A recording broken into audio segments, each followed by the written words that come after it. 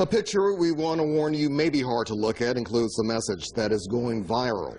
This is skin cancer survivor Tawny Willoughby in both pictures. The selfie on the right is the one she shared on Facebook during her treatment for basal and squamous cell carcinoma. She wanted to show her face bloodied with scabs and blisters to deter friends and family from using tanning beds and to encourage them to wear sunscreen at all times. Willoughby was diagnosed at 21 with skin cancer. She says she used a tanning bed 4 to 5 times a week during high school. Now 27, she hopes her story will save lives. The American Academy of Dermatology says 1 in 5 Americans will develop skin cancer in their lifetime. And melanoma, it's the deadliest form of skin cancer, but there's a promising new treatment for it. Dermatologist Dr. Pravisha Patel is here. Doctor, welcome back to Live and On. Always good to see you again.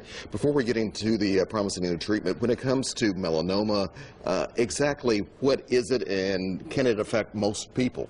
So melanoma is a type of skin cancer that is of the melanocytes or pigment-producing cells of the body. And there's some people that are more at risk, such as a fair-skinned population versus people who have a lot of melanocytes. But even people with skin of color, we actually do get melanoma on our hands and feet as well. So it's a risk all the way around.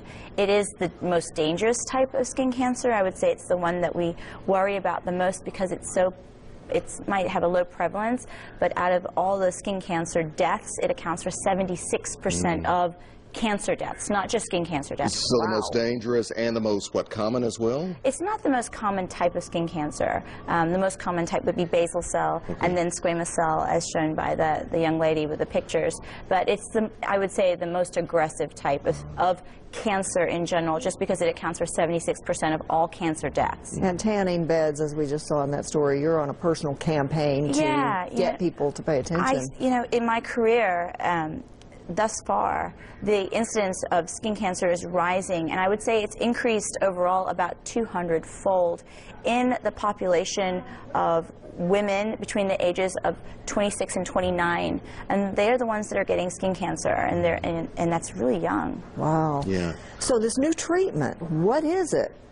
And I know it's not approved yet, but what does it look like it could be? It's just kind of amazing how medicine has kind of taken a virus, the herpes virus, you know, the scary virus, nobody wants it, the cold sore virus, and they've actually inactivated the way it actually causes infection.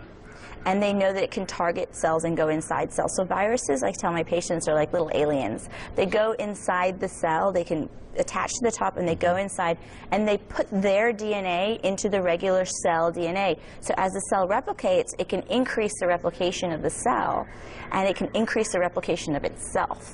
Right? So they've inactivated the infective part of the HSV, and they've actually put in some upregulators of inflammatory cytokines. And so the virus will attach onto the melanocytes. It's injected into tumors that have metastasized, too extensive to do surgery on and not respond to chemotherapy. It goes inside the melanocyte, it replicates itself, then the cell bursts, and the virus can spread throughout the bloodstream. The cool part is it only goes to melanocytes because it's trained to go just directly to melanocytes, and it's upregulated an inflammatory cytokine, which means then the body's immune system can see these hidden tumor cells and go for it. It sounds very promising. Do you think it will be approved? I don't see why not. I think at this point our options in melanoma, at least when people have metastatic disease that is so widespread, are limited.